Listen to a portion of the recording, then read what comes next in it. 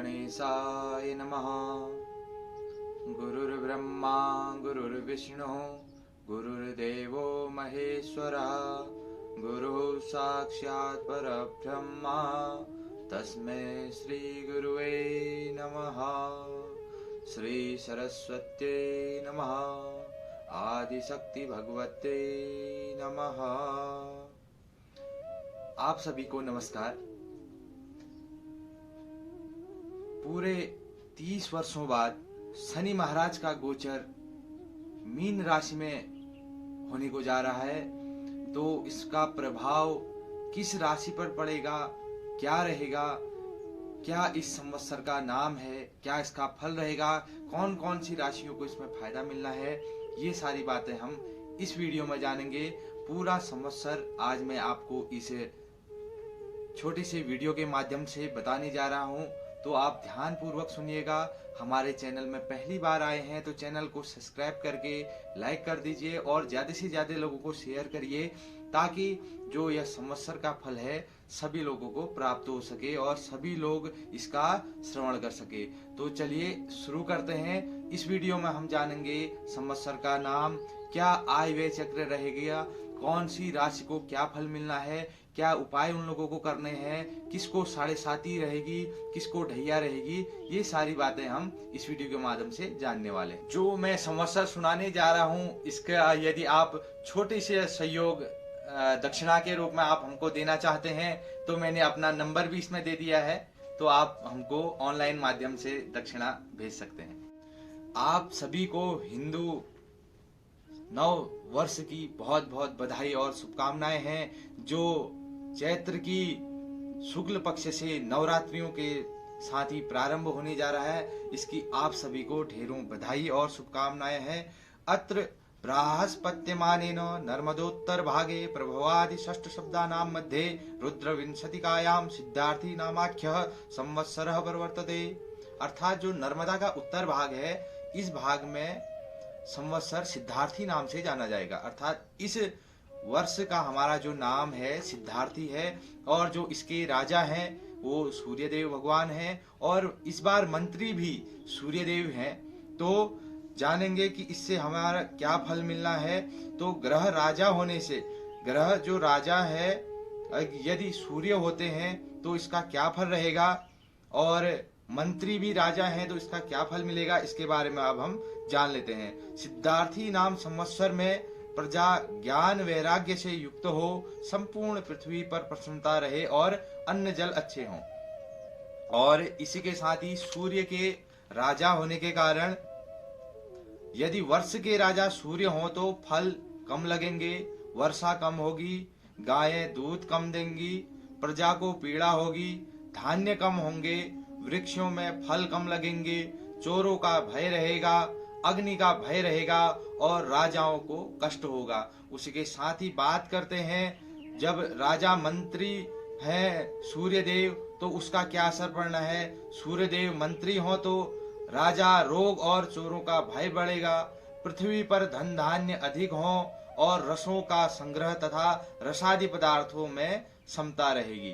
तो हमारे इस संवत्सर का नाम सिद्धार्थी है और राजा हमारे सूर्यदेव हैं और साथ ही साथ मंत्री भी सूर्यदेव हैं। तो अब हम बात कर लेते हैं इसमें जो विश्वत संक्रांति होती है वो किस किस में है। तो सबसे पहले हम बात कर लेते हैं शीर्ष में, जिसका जो शीर्ष है उसमें जो जन्म नक्षत्र है श्लेषा, मघा, पूर्वा फाल्गुनी, उत्तरा फाल्गुनी, हस्त चित्र और स्वाति नक्षत्र वालों का जो सिर में संक्रांति गई है, जिसका फल है भूमि भवन का लाभ और मान सम्मान मिलेगा। और बात कर लेते हैं मुख में किसकी गई है, आद्रा, पुनर्वसु और पुख्य नक्षत्र वालों के मुख में संक्रांति गई है, जिससे विद्या लाभ और प्रतियोगिताओं में सफलता मिलती है।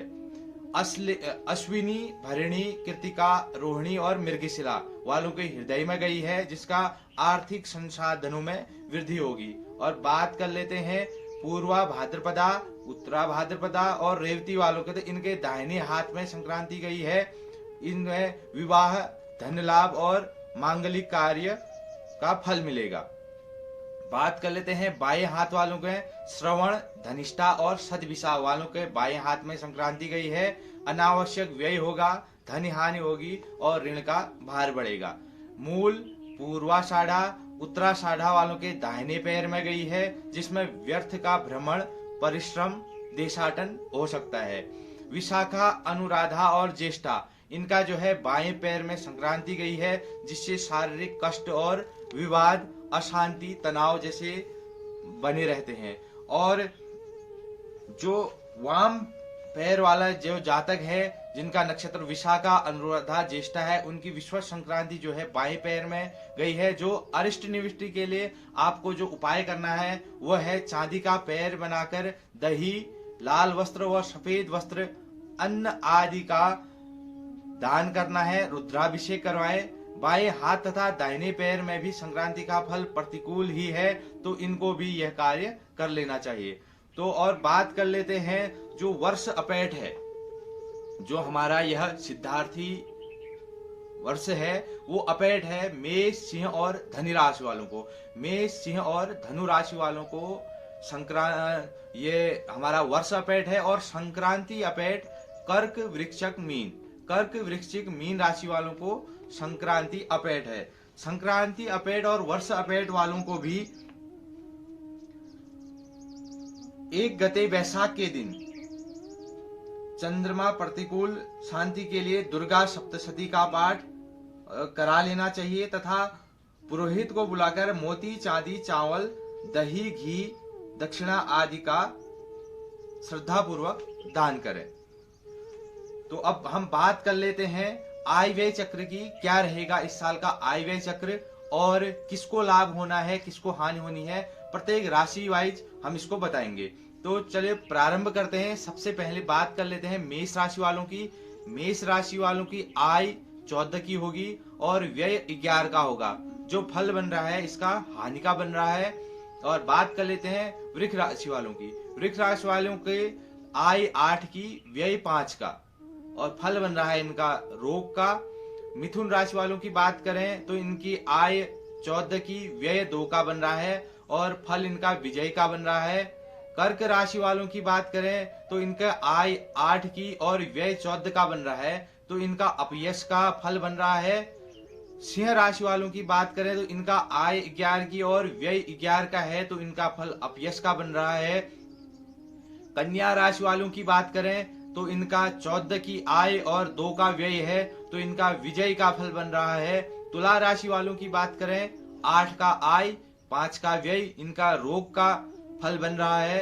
वृश्चिक राशि वालों की बात करें 14 की आय और 11 का व्यय है, तो इनका हानि का योग बन रहा है। साथ ही साथ धनु राशि वालों की बात करें तो 11 की आय और 2 का व्यय है, तो इनका भी रोग का फल बन रहा है। साथ ही साथ मकर राशि वालों की बात करें तो इनका 5 की आय, 5 का व्यय है, तो इनका भी लाभ का फल बन रहा है। कुंभ राशि वालों का भी 5 की आय, 5 का व्यय, तो इनका भी लाभ का फल बन रहा है। मीन राशि वालों की बात करें 11 की आय, 2 का व्यय है, तो इनका भी रोग का फल बन रहा है।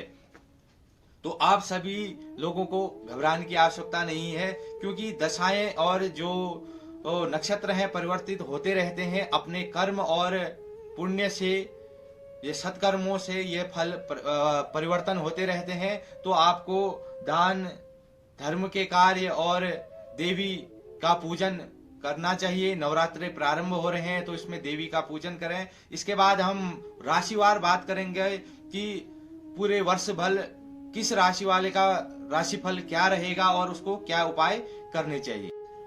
बात कर लेते हैं इस वर्ष के पूरे वार्षिक राशिफल का, राशि वाइज। तो सर्वप्रथम बात कर लेते हैं हम मेष राशि वालों के। मेष राशि वालों का इस वर्ष धन लाभ उत्तम रहेगा। घर परिवार मित्रजनों के मंगल कार्यों में व्यस्त रहेंगे। आत्मबल से कार्य सिद्ध होंगे। घर परिवार, भूमि, भवन, वाहन के क्षेत्र में निवेश करने में सावधानी रखें। संतान पक्ष से कुछ चिंता रह सकती है। जितने भी रोग व कष्ट आएंगे प्रभु कृपा से सब शीघ्र ही दूर हो जाएंगे। आपको प्रतियोगिता में अप्रत्याशित सफलता मिलने से पदोन्नति एवं राजपद की प्राप्ति संभव है।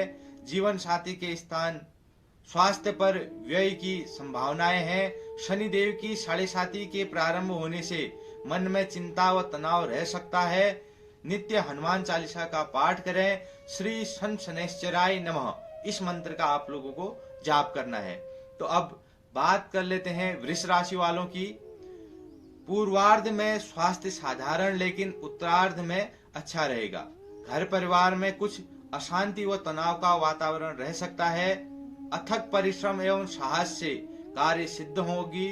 भूमि भवन वाहन के क्षेत्र में किया गया निवेश लाभदायक होगा। संतान की प्रगति के संबंध में चिंता रहेगी।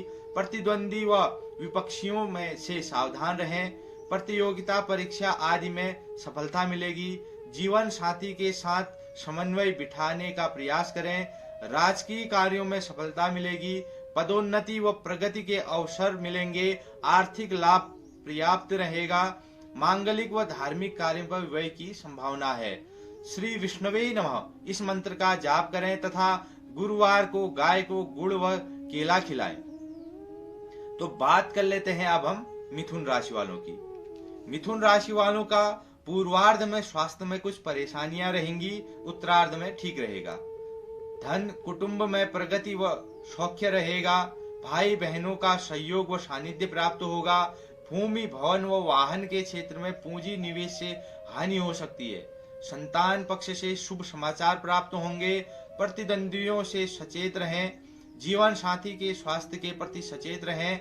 शनिदेव की कृपा से रुके हुए समस्त कार्य सफल होंगे।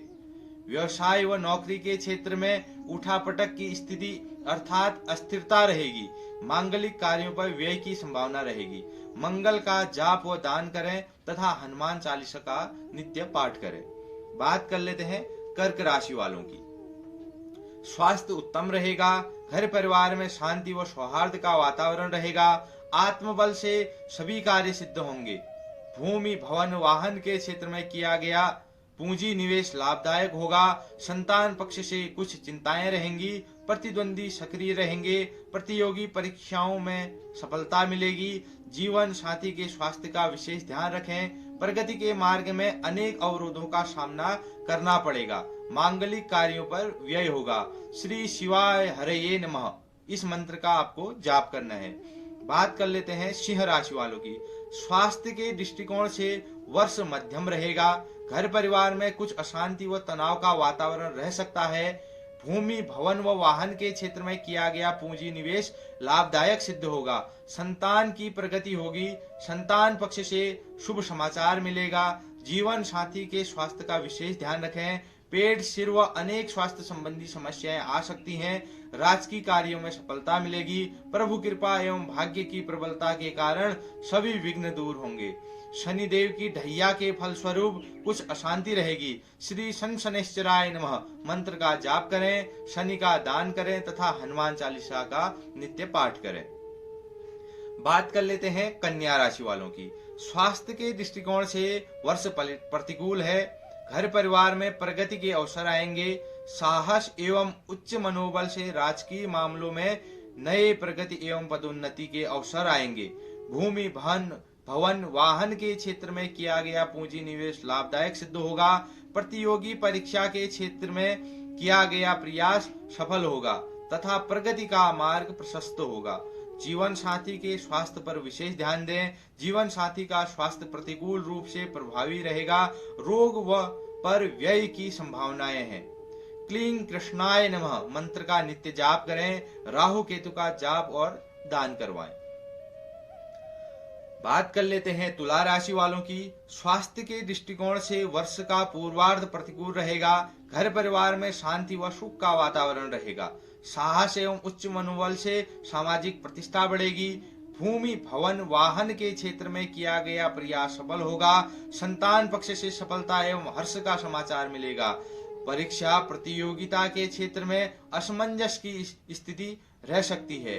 प्रतिद्वंदी शांत रहेंगे। उच्च राजयोग की प्राप्ति के संकेत हैं। धर्म एवं आध्यात्म क्षेत्र में विशेष अभिरुचि बढ़ेगी। मंगल का जाप व दान करें तथा श्री हन हनुमते नमः मंत्र का जाप करें। नित्य हनुमान चालीसा का पाठ करें। बात कर लेते हैं वृश्चिक राशि वालों की। स्वास्थ्य के लिए वर्ष सामान्य है। घर कुटुंब परिवार में कुछ अशांति का वातावरण रह सकता है। साहस मनोबल एवं भक्ति के बल पर प्रतिकूल परिस्थितियों में भी कार्य सिद्ध होंगे। भूमि भवन वाहन में किया गया निवेश लाभदायी होगा। इस वर्ष निर्माण व पुनर्निर्माण का कार्य हो सकता है। संतान पक्ष से चिंता रह सकती है। स्वास्थ्य एवं रोगों पर व्यय की संभावनाएं हैं। जीवन साथी से सतत सहयोग मिलेगा। राज दरबार में सफलता मिलेगी। कार्य व्यवसाय में उन्नति एवं नौकरी में पदोन्नति के योग हैं। हम हनुमते नमः मंत्र का जाप करें तथा हनुमान चालीसा का नित्य पाठ करें। लाल वस्तुओं का दान करें। बात कर लेते हैं धनु राशि वालों की। धनु राशि वाले स्वास्थ्य के दृष्टिकोण से वर्ष प्रतिकूल रहेगा। घर परिवार में अशांति का वातावरण रहेगा। अनेक कष्ट व अशांति आने पर भी इष्ट कृपा से तथा उच्च मनोबल व साहस से सभी कष्ट दूर होंगे। भूमि भवन वाहन के क्षेत्र में किया गया निवेश हानिकारक हो सकता है, तो आपको जो भूमि भवन है उसमें निवेश नहीं करना है। संतान पक्ष की चिंता हो सकती है। जीवन साथी के स्थान पर विशेष ध्यान रखें। नौकरी के क्षेत्र में स्थानांतरण की संभावना है। ओम नमो भगवते वासुदेवाय मंत्र का सतत जाप करें। शनि की लघु कल्याणी ढैया अशांति कारक हो सकती है। शनि का जाप व दान करें। बात कर लेते हैं मकर राशि वालों की। स्वास्थ्य के दृष्टिकोण से वर्ष सामान्य रहेगा। घर कुटुंब में शांति का वातावरण रहेगा। साहसिक कार्यों एवं उच्च मनोबल से बड़ी उपलब्धियां प्राप्त होंगी। भूमि भवन वाहन का पूर्ण सुख प्राप्त होगा। इस क्षेत्र में किया गया पूंजी निवेश लाभदायक रहेगा। संतान पक्ष से शुभ समाचार प्राप्त होंगे तथा संतान का सानिध्य प्राप्त होगा। विद्या अध्ययन में विशेष प्रगति होगी। प्रतिद्वंदी एवं विरोधी परास्त होंगे। प्रतियोगिता के क्षेत्र में विशेष उपलब्धि होगी। जीवन साथी का पूर्ण सहयोग मिलेगा। प्रगति के कार्यों में कुछ उलझनें आएंगी। व्यवसाय एवं नौकरी के क्षेत्र में विशेष प्रगति उपलब्धि एवं पदोन्नति के योग हैं। विदेश यात्रा संभव है। साढ़े साथी की समाप्ति पर शनि देव की विशेष कृपा प्राप्त होगी। केतु का जाप दान एवं क्लीं कृष्णाय नमः मंत्र का नित्य जाप करें। बात कर लेते हैं कुंभ राशि वालों की। कुंभ राशि वालों के साढ़े साथी का अंतिम चरण बहुत ही लाभदायक सिद्ध होगा। शनि देव अपार कृपा करने जा रहे हैं। जो आज तक किसी ने नहीं दिया वह शनैश्चर देने जा रहे हैं। घर परिवार में कुछ अशांति एवं वृद्ध जनों का वियोग हो सकता है। साहस एवं उच्च मनोबल से बड़े बड़े कार्य सिद्ध हो जाएंगे। भूमि भवन वाहन या अन्य किसी क्षेत्र में किया गया पूंजी निवेश लाभदायक सिद्ध होगा। संतान पक्ष से कुछ चिंताएं रह सकती हैं। पेट व सिर में कुछ तकलीफ रह सकती है। भाग्य के प्रबलता से सभी कार्य सिद्ध होंगे। कार्य व्यवसाय एवं नौकरी में पदोन्नति एवं प्रगति के अवसर मिलेंगे। मांगलिक कार्यों में व्यय होगा। श्री शनैश्चराय परमेश्वराय नमः मंत्र का आपको जाप करना है और शनि का जाप व दान आपने कराना है। बात कर लेते हैं मीन राशि वालों की। वर्ष के पूर्वार्ध में स्वास्थ्य में अनेक विकार उत्पन्न होंगे। अनेक स्रोतों से धनागमन होगा। भूमि भवन वाहन के क्षेत्र में किया गया निवेश आपके लिए बहुत ही लाभदायक होने वाला है। संपत्ति विक्रय करने में सावधानी रखें। संतान पक्ष से चिंताजनक समाचार मिल सकता है। अनेक रोगों से सावधान रहने की आवश्यकता है। जीवन साथी के स्वास्थ्य में कुछ समस्याएं रह सकती हैं। फोड़ा फुंसी व वात विकार की समस्याएं हो सकती हैं। नौकरी व व्यवसाय के क्षेत्र में प्रगति एवं पदोन्नति के आसार हैं। अनेक यात्राओं व धार्मिक कार्यों पर व्यय हो सकता है। शनि की साढ़े साथी तनावपूर्ण रहेगी। शनि का जाप व दान कराएं। शनिवार को पीपल मूल में दीपदान करें। ओम नमो भगवते वासुदेवाय मंत्र का जाप करें व शनिदान कराएं। ये हमारे इस वर्ष का राशिफल था जो मैंने आप लोगों को बताया, और एक सूक्ष्म रूप से मैं वार्षिक जो भविष्य फल है ये आपके सम्मुख प्रस्तुत कर रहा हूँ। सिद्धार्थी नाम के इस संवत्सर में वर्षा व अन्नोत्पादन सामान्य होगा। भूमंडल में सुख शांति रहेगी, लेकिन आंधी तूफान भूकंप अग्निकांड वायुयान व रेल दुर्घटनाओं की आशंका है। राजा व मंत्री दोनों पर सूर्य देव के पास होने से सरकार व शासन बहुत कठोर निर्णय लेगा। रोहिणी निवास संधि में होने से अल्पवृष्टि व खंड वृष्टि का योग है। समय निवास वैश्य घर में होने पर शासन महंगाई पर नियंत्रण करने पर विफल रहेगा, अर्थात महंगाई अपनी चरम सीमा पर पहुंच सकती है। महंगाई बहुत बढ़ जाएगी। वित्तीय मामलों में उथल पुथल का वातावरण रहेगा, अर्थात इस वर्ष महंगाई जो है अपनी चरम सीमा को छू सकती है। सीमाओं पर तनाव होते हुए भी रक्षा व्यवस्था बहुत ही चुस्त दुरुस्त रहेगी। हमारी जो भारतीय सेना है यह हमेशा से अव्वल रही है, वो इस वर्ष भी अव्वल रहेगी। संपूर्ण विश्व की राजनीति में भारत का एक विशेष प्रभाव पड़ेगा। जैसा कि आप लोगों को पता है, हर बार कोई भी विश्व अशांति क्यों न हो जाए तब भी भारत एक विश्व गुरु रहा है, और जो भारत की नीतियां हैं वो विश्व को माननी पड़ती हैं, तो इस बार भी वही रहेगा। रोग भय, चोर भय व अग्नि भय के संकेत हैं। राज्यों के अनेक मंत्रिमंडलों में भारी फेर बदलाव की संभावनाएं हैं। जो भ्रष्ट नेता हैं वो साइड होकर कुछ नए चेहरे सामने आएंगे। कई फेर बदलाव भी मंत्रिमंडलों में होने वाले हैं। सरकार राष्ट्रीय स्तर पर कुछ कठोर कानून बना सकती है। तो जो सरकार है उनके अपने नियम है, तो उनको कठोर नियम बना सकती है। और परमपिता परमेश्वर से प्रार्थना है कि आप सभी आरोग्य हो, स्वस्थ हो, विश्व का कल्याण हो, सर्वत्र सुख शांति बने रहे, यही मेरी कामना है। यह मैंने छोटे से वीडियो के माध्यम से आपको यह संवत्सर सुनाने का प्रयास किया था। और यदि आप लोग जो भी रुद्राभिषेक है, सप्तशती पाठ है और अनेक जो भी कार्य हैं वो आप हमसे करवा सकते हैं। उसके लिए मैंने आपको नंबर दे रखे हैं, उसमें आप हमसे संपर्क कर सकते हैं। नमस्कार।